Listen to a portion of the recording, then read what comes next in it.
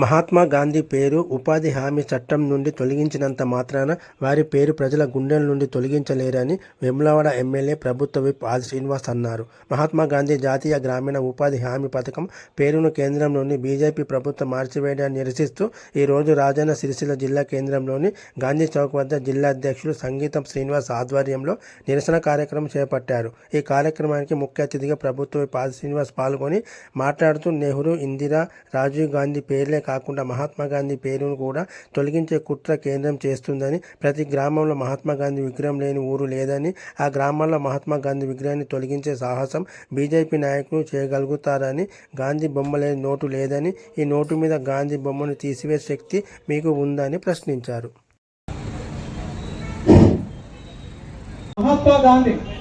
మహాత్మా గాంధీ పేరు తీసి ఇలా వేరే పేరు ఉపాధి హామీ పథకం. ఎందుకంటే చాలా గరీబ్ పరిస్థితుల్లో ఉన్నప్పుడు అలా ఉపాధి కల్పాలని పెద్దలు సోనియా గాంధీ గారు ప్రవేశపెట్టిన పథకాన్ని మార్చి ఇలా వేరే పేరు పెట్టడం అనేది భారతీయ జనతా పార్టీ ఒకసారి పునరాలోచించాలి.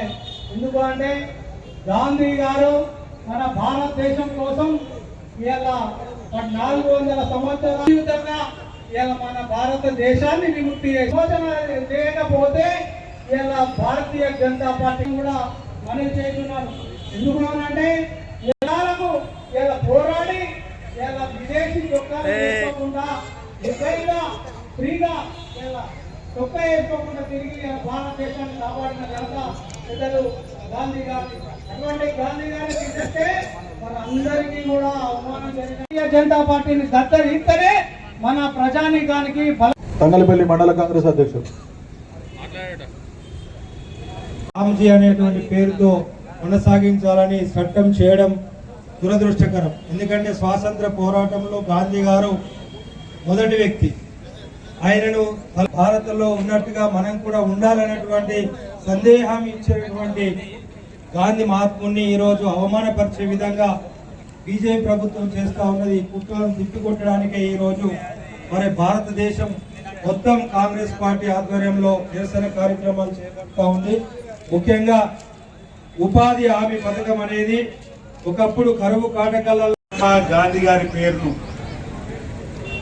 జాతీయ ఉపాధి హామీ చట్టం నుంచి వారి పేరును తొలగించాలని భారతీయ జనతా పార్టీ ప్రభుత్వం తీసుకున్న నిర్ణయాన్ని భారతదేశమే కాదు ప్రపంచంలో ఉన్నటువంటి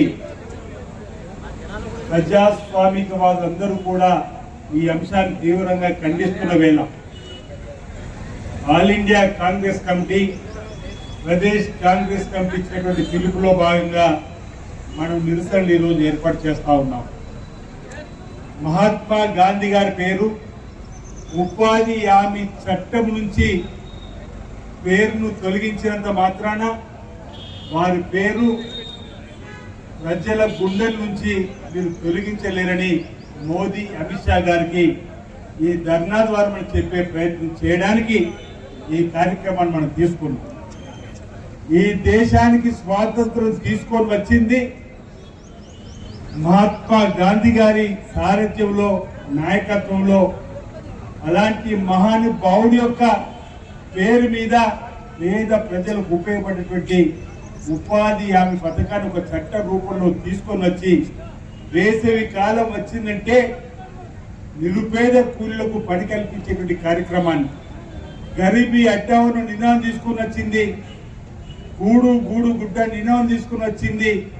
ఈరోజు బ్యాంకులను జాతీయకరణ చేసి, రాజ్యపాలన రద్దు చేసి, ఇల్లు లేని వారికి ఇల్లు నిర్మాణం చేసి పోడు భూములు పంపిణీ చేసినటువంటి ఇందిరమ్మ పేరు ఉండద్దని చెప్పని కుట్ర, జవహర్లాల్ నెహ్రూ గారి పేరు ఉండద్దనే కుట్ర, రాజీవ్ గాంధీ గారి పేరు ఉండద్దనే కుట్ర, ఆఖరికి ఈ దేశానికి స్వాతంత్రం తీసుకుని వచ్చినటువంటి ఆ మహనీయుడి మహాత్మా గాంధీ పేరు కూడా ఉపాధి హామీ పథకం నుంచి తీసేసారంటే భారతీయ జనతా పార్టీని ఏమనాలి? ప్రజలారా, ప్రజాస్వామ్యవాదులారా గమనించమని కోరుతా ఉన్నా.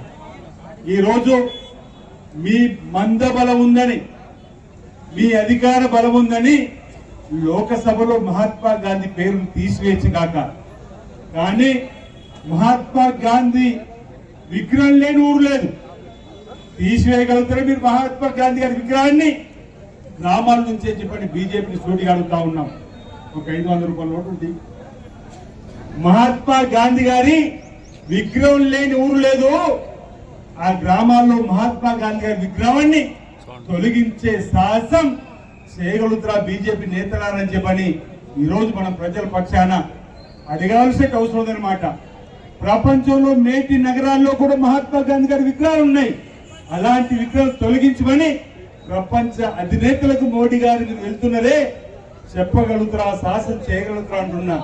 అంతెందుకు, గాంధీ గారు లేని నోటు లేదు ఈ దేశంలో. గాంధీ గారి బొమ్మ లేని నోటు లేదు. ఈ నోటు మీద గాంధీ బొమ్మను తీసివేసే శక్తి మీకుందా? నరేంద్ర మోడీ, అమిత్ షా అని చెప్పని మాటని ఈరోజు మనం ప్రజల పక్షాన నిలదీయాల్సిన అవసరం ఉంది.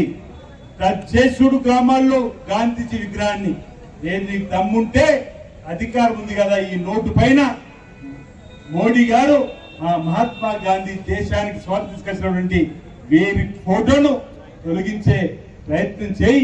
అప్పుడు ఈరోజు మీ బీజేపీకి భూస్థాపితం చేస్తున్న ఈ దేశంలో మీ పొందబెట్టేటువంటి రోజులు కూడా భారతీయ జనతా పార్టీ దగ్గర పడే అనమాట.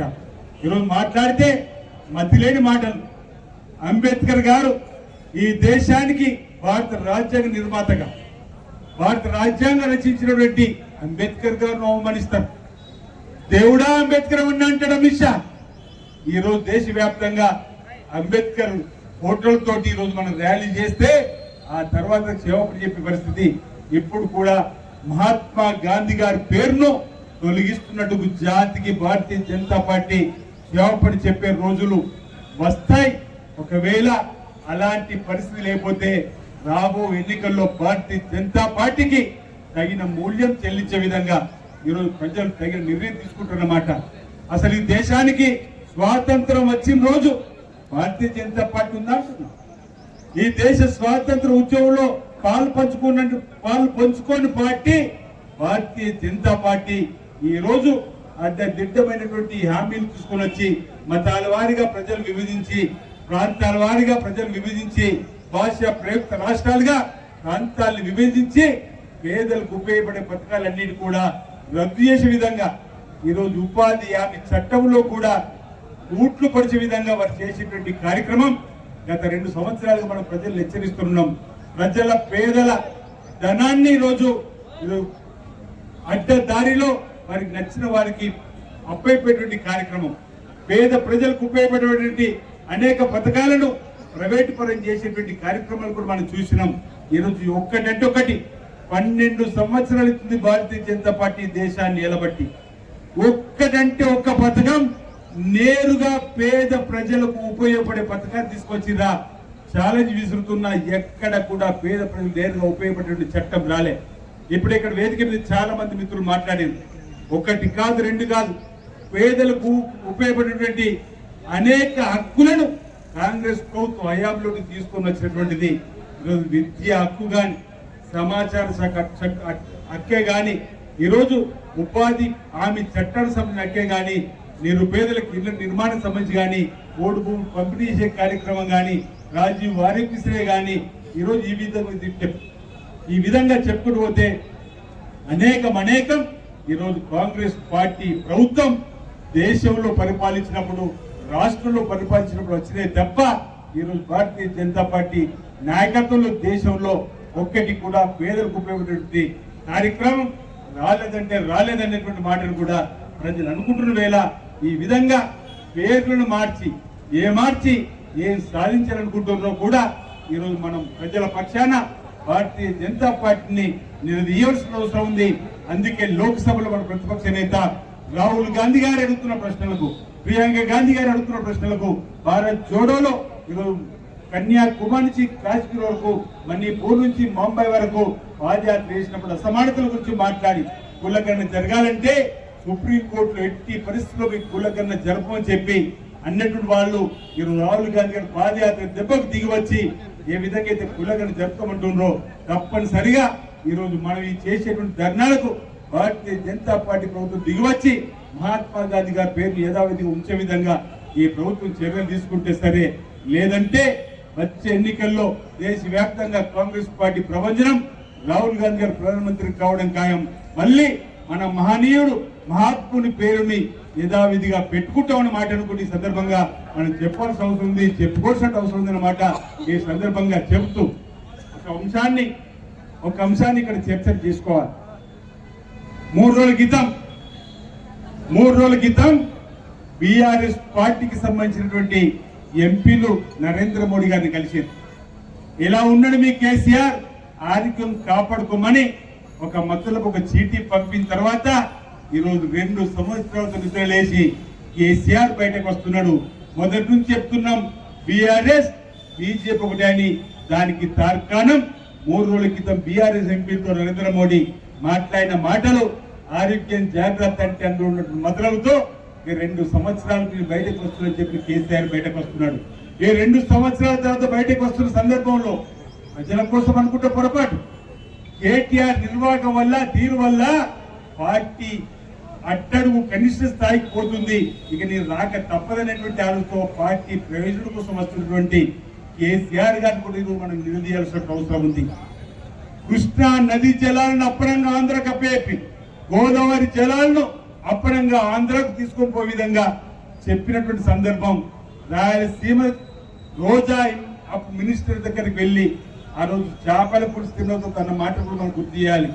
రాయలసీమను రక్తసీమగా మారుస్తున్నటువంటి ఈరోజు కృష్ణా జలాలను, గోదావరి జలాలను రాయలసీమకు మళ్లించవచ్చని చెప్పని మాట్లాడినటువంటి మాటలకు ఈ రోజు ముందుగా క్షమాపణ చెప్పి బయటకు రావాల్సిన అవసరం ఉందా లేదా కూడా మనం ఆలోచన చేయవలసిన అవసరం ఉందన్నమాట సందర్భంగా చెప్తూ, ఈ రోజే పార్టీ కార్యాలయానికి రావడం కాదు, అసెంబ్లీకి రా, అసెంబ్లీలో చర్చను జరుపు. ఈ 8 లక్షల కోట్ల అప్పుల్లోకి తీసుకుపోయినటువంటి సందర్భంలో ప్రజలకు క్షమాపణ చెప్పాల్సినటువంటి బాధ్యత. గోదావరి జలాలను ఆనకట్ట వేసి ఆపుతని చెప్పి 1 కోటి లక్ష ఇంచుమించు ఈరోజు నిరుపయోగంగా మారిపోయింది. కాళేశ్వరం కూలిపోయింది, దానికి క్షమాపణ చెప్పాల్సిన అవసరం ఉంది. ఈరోజు తెలంగాణ జాతికి క్షమాపణ చెప్పాల్సిన అవసరం ఉంది. దీనివల్ల మనకు అర్థమైంది ఒకటే, ఈరోజు కాంగ్రెస్ పార్టీ ప్రజా బౌండ్రీలోకి వెళ్ళిపోయింది. అనేక పథకాల ద్వారా 2023లో ప్రజలు అవకాశం ఇచ్చారు అధికార పార్టీగా. కాంగ్రెస్ ఇందిరమ్మ రాజ్యంతో ముందుకు పోతుంది. ఆ తర్వాత ఉప ఎన్నికల్లో 3వ స్థానం కంటోన్మెంట్ లో కాంగ్రెస్ పార్టీ విజయతుంది మోగించింది. లోకసభలో 0కు పరిమితమైంది. అంతకంటే ముందు సారు కారు పదారని చెప్పని 8కే పరిమితమైన సందర్భంలో ఈరోజు జూబ్లీహిల్స్ ఎన్నికల్లో జబ్బలు జరుపుకున్నారు. ఈ రోజు గెలిచిన అయిపోయింది ఈ ప్రభుత్వం మాదాని. తర్వాత పంచాయతీ ఎన్నికల్లో 25% పడిపోయిన తర్వాత ఆ పార్టీని కాపాడడం కొరకు వచ్చేటువంటి బయటకు వచ్చే మార్పే కానీ ఈరోజు దాని వల్ల ప్రజలు కొరిగిందే లేదు. ప్రజలందరూ కూడా గమనించాలి. ఈరోజు బీజేపీ బీఆర్ఎస్ సంబంధించినటువంటి ఆలోచన ఒకటైన మాట చెప్తూ, మహాత్మా గాంధీ గారి పేరు తీసివేస్తే ఎందుకు బీఆర్ఎస్ పార్టీ ఆందోళన చెందలేదున్నా, రైతులు నల్ల చట్టాలు తీసుకుని వచ్చినప్పుడు బీజేపీ మద్దతు ఇచ్చింది. ఈ రోజు ఉపరాష్ట్రపతి ఎన్నికల్లో, రాష్ట్రపతి ఎన్నికల్లో కూడా బీఆర్ఎస్ బీజేపీ మద్దతు తెలిపిన సందర్భాలు మనం చూసినాం. ఈ రోజు ఈ బీజేపీ బీఆర్ఎస్ ప్రజా వ్యతిరేక విధానాలను ఎండకట్టే విధంగా ప్రజల పక్షాన మనం నిలబడాలని చెప్పని ఈ రాష్ట్రంలో కూడా రాబో రోజుల్లో కాంగ్రెస్ పార్టీని అభివృద్ధి పద్ధతుల్లో తీసుకుపోవడంలో మనందరూ కూడా కృషి చేయాల్సిన అవసరం ఉందన్నమాట ఈ సందర్భంగా చెప్తూ, మరి ఈ రోజు ఇక్కడ రాజన్న సిరిసిల్ల జిల్లా కేంద్రంలో ఏదైతే ధర్నా కార్యక్రమం జిల్లా కాంగ్రెస్ కమిటీ అధ్యక్షుడు మిత్రులు శ్రీనివాస్ గారు చేసిన సందర్భంలో వచ్చినటువంటి పెద్దలందరికీ కూడా పేరు పేరున నేను ఈ సందర్భంగా స్వాగతం తెలియజేస్తూ, మాజీ శాసనసభ మృత్యుంజయ గారు వచ్చారు. అదేవిధంగా పట్టణ వేములవాడ సిరిసిల్ల పట్టణ అధ్యక్షులు, మండల అధ్యక్షులు, బ్లాక్ అధ్యక్షులు, అదేవిధంగా పిసిసి సభ్యులు, గంధాల సంస్థ అధ్యక్షులు నాలుగు సత్యనారాయణ గారు, SC cell, ST cell, be cell, minority cell అన్ని సెల్స్ అధ్యక్షులు, పిసిసి అధికార ప్రతినిధి ఉమేష్ గారికి చాలా మంది పెద్దలు, బ్లాక్ అధ్యక్షులు పిసిసి రావడం జరిగింది. గ్రామానికి వచ్చినటువంటి నూతన సర్పంచులు కానీ ప్రజాప్రతినిధులు కూడా ఈ సందర్భంగా నేను ధన్యవాదాలు తెలియజేస్తూ, ఈ కార్యక్రమంలో సుదీర్ఘ కాలంగా సమయం ఇచ్చినటువంటి పాత్రికేయ మిత్రులకు కూడా, ఎలక్ట్రానిక్ మీడియా, ప్రింట్ మీడియా వారికి కూడా ఈ సందర్భంగా ధన్యవాదాలు తెలియజేస్తూ, రాబో రోజుల్లో ప్రజల పక్షాన నిలబడదాం, ప్రజా సమస్యలు పరిష్కారం చేద్దాం. ఈరోజు ప్రజలకు అండదండగా ఉండి ముందుకు పోయేటువంటి క్రమంలో గ్రామాన్ని రోజు ఉపాధి హామీ చట్టానికి సంబంధించినటువంటి అంశంలో మహాత్మా గాంధీ గారి పేరును తొలగించిన అంశాన్ని మనం విస్తృతంగా ప్రచారం చేయాలి.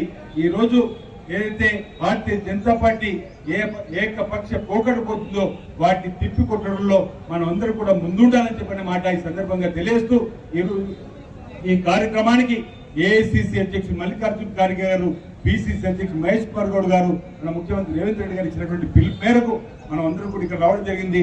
రాబో రోజుల్లో ఇలాంటి కార్యక్రమాలు ఎప్పుడు పార్టీ పక్షాన పిలిచిన కార్యక్రమం మనం అందరూ కూడా హాజరై ఈ కార్యక్రమాలు విజయవంతం చేసుకుంటూ ముందుకు పోదామన్నమాట ఈ సందర్భంగా తెలియజేస్తూ, మరి మార్కెట్ కమిటీ చైర్మన్ కి చాలా మంది కూడా రావడం జరిగింది. వాళ్ళందరూ కూడా నేను అభినందనలు అందజేస్తా ఉన్నా. పేరున నాకు ఉదయపూర్వక నమస్కారం సందర్భంగా తెలియజేస్తా ఉన్నా.